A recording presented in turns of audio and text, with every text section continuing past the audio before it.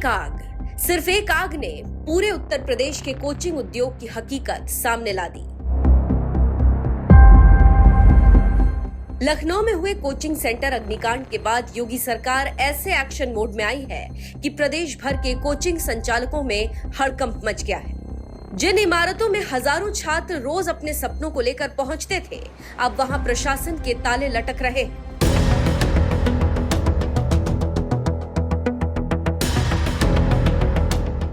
सबसे बड़ी खबर यह है कि प्रयागराज में मशहूर Khan global studies coaching centre पर भी कार्रवाई हुई।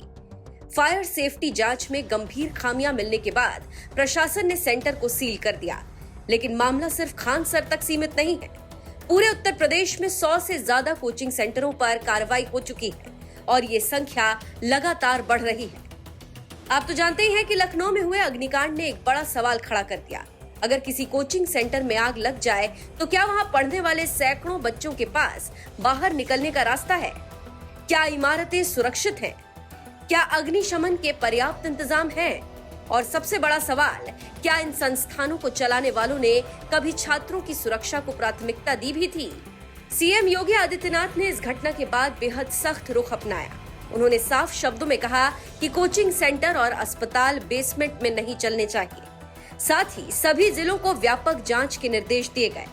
इसके बाद पुलिस प्रशासन, अग्निशमन विभाग, विकास प्राधिकरण और विद्युत सुरक्षा विभाग की संयुक्त टीमें मैदान में उतर गई। लखनऊ, प्रयागराज, कानपुर, वाराणसी, गोरखपुर, मेरठ, आगरा, मिर्जापुर, जौनपुर और चंदौली समेत लगभग हर बड़े जिले में जांच अभियान शुरू हुआ।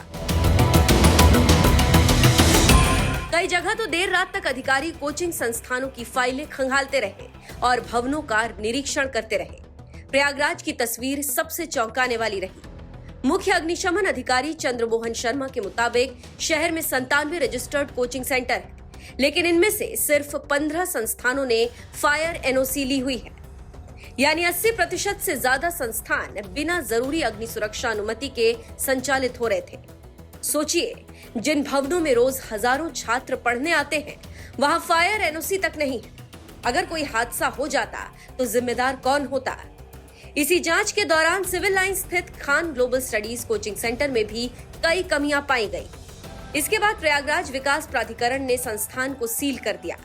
ये कार्रवाई इसलिए भी चर्चा में है क्योंकि खान सर देश के सबसे चर्चित शिक्षकों में से एक हैं और उनके कोचिंग संस्थानों में बड़ी संख्या में छात्र पढ़ते हैं। लेकिन जानकारी देते चले कि योगी के एक्शन से सबसे बड़ा झटका कानपुर के शिक्षा हब काकादेव को लगा। काकादेव को उत्तर भारत की सबसे बड़ी कोचिंग मंडियों में गिना जाता है। यहाँ हजारों छात्र प्रतियोगी परीक्षाओं की तैयारी करते हैं। जांच में सामने आया कि कई इमारतों के बेसमेंट जो सिर्फ पार्किंग के लिए स्वीकृत थे, उन्हें अवैध रूप से क्लासरूम में बदल दिया गया था। सैकड़ों छात्रों को ऐसे कमरों में बैठाकर पढ़ाया जा रहा था जहां आपातकालीन निकास की व्यवस्था तक नहीं थी। परिणाम यह हुआ कि मंगलवार शाम तक 30 से ज्यादा कोचिंग सेंटरों को सील कर दिया गया। वाराणसी में भी विकास प्राधिकरण और फायर ब्रिगेड की संयुक्त टीम ने सोमवार से अभियान शुरू कर दिया था। यहाँ कई कोचिंग सेंटर और लाइब्रेरियां सुरक्षा मानकों का उल्लंघन करते हुए पाई गई। कई भवन बिना नक्शा पास कराए ही संचालित हो रहे थे। ऐसे संस्थानों पर भी कार्रवाई की गई।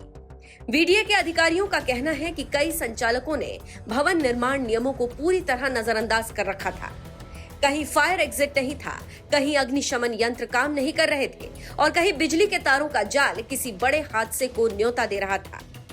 मिर्जापुर में करीब 1 दर्जन कोचिंग सेंटरों पर कार्रवाई हुई। जौनपुर और चंदौली में भी जांच जारी। कई जिलों में गैर पंजीकृत संस्थानों को नोटिस जारी किए गए। अब सवाल उठता है कि आखिर इतनी बड़ी संख्या में कोचिंग सेंटर नियमों का उल्लंघन कैसे कर रहे थे? क्या प्रशासन अब तक सो रहा था? क्या छात्रों की सुरक्षा सिर्फ कागजों तक सीमित थी? और क्या कोचिंग कारोबार में मुनाफे की दौड़ ने सुरक्षा को पूरी तरह पीछे छोड़ दिया? सच्चाई यह है कि पिछले कुछ सालों में कोचिंग उद्योग तेजी से फैला है। छोटे छोटे भवनों में बड़े बड़े संस्थान खुल गए, बेसमेंट क्लासरूम बन गए, संकरी सीढ़ियां छात्रों से भर गईं और सुरक्षा मानकों को लागत बढ़ाने वाला खर्च समझकर नजरअंदाज कर दिया गया। लेकिन लखनऊ की घटना ने बता दिया कि एक छोटी सी लापरवाही भी सैकड़ों जिंदगियों को खतरे में डाल सकती है।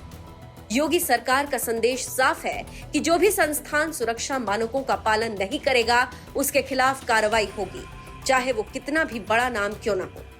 फिलहाल पूरे प्रदेश में जांच अभियान जारी है। अधिकारियों का कहना है कि आने वाले दिनों में और भी कई संस्थानों पर कार्रवाई हो सकती है। जिन कोचिंग सेंटरों के पास वैध फायर एनओसी नहीं है, जिनके भवन मानकों के अनुरूप नहीं हैं या जो बेसमेंट में संचालित हो रहे हैं, उनके खिलाफ सख्त कदम उठाए जाएंगे।